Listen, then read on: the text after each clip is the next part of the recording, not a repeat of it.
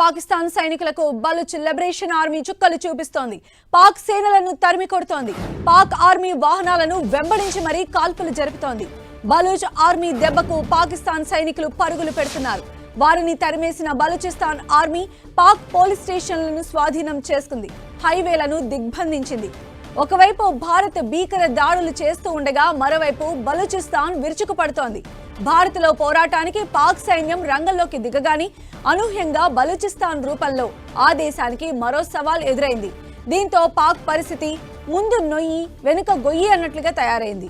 ఇటీవల పాకిస్తాన్ పై దాడి చేసినట్లు అధికారికంగా బలూచిస్తాన్ లిబరేషన్ ఆర్మీ ప్రకటన చేసింది.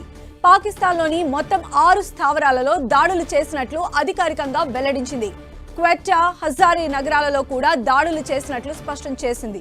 ఈ దాడుల్లో పాకిస్తాన్ జవాన్ మృతి చెందినట్లు వెల్లడించింది. పాకిస్తాన్ ఆయుధాలను ధ్వంసం చేశామని, వాళ్ల వాహనాలను కూడా పేల్చేసినట్లు వివరించింది. ప్రస్తుతం బలూచ్ లిబరేషన్ ఆర్మీ క్వెట్టా సిబిలోని ఫ్రాంటియర్ కార్ప్స్ హెడ్ క్వార్టర్స్ ను తమ ఆధీనంలోకి తీసుకుంది. రిమోట్ బాంబులతో కూడా పాకిస్తాన్ శిబిరాలపై దాడులు చేసినట్లు వెల్లడించింది BLA. అదే సమయంలో పాకిస్తాన్ ప్రజలకు స్ట్రాంగ్ వార్నింగ్ ఇచ్చింది బలూచిస్తాన్ లిబరేషన్ ఆర్మీ. పాకిస్తాన్ ప్రభుత్వానికి ఏ మాత్రం సపోర్ట్ చేయకూడదని హెచ్చరించింది. ఒకవేళ పాకిస్తాన్ సైన్యానికి సహకరిస్తే తీవ్రమైన చర్యలు ఉంటాయని వార్నింగ్ ఇచ్చింది. పాక్లోని ప్రధాన భూభాగాన్ని బలూచిస్తాన్ స్వాధీనం చేసుకున్నట్లు తెలుస్తోంది. భారత్ బలూచిస్తాన్ లిబరేషన్ ఆర్మీ దాడులతో పాక్ కంటి మీద కునుకు లేకుండా పోయింది. పాకిస్తాన్లోని క్వెట్టాను చుట్టుముట్టి తమ ఆధీనంలోకి తీసుకున్నట్లు తెలుస్తోంది. బలూచ్ ఆర్మీతో పోరాడలేక పాక్ సైన్యం చేతులెత్తేసిందని, దీంతో క్వెట్టా BLA స్వాధీనమైందని సమాచారం.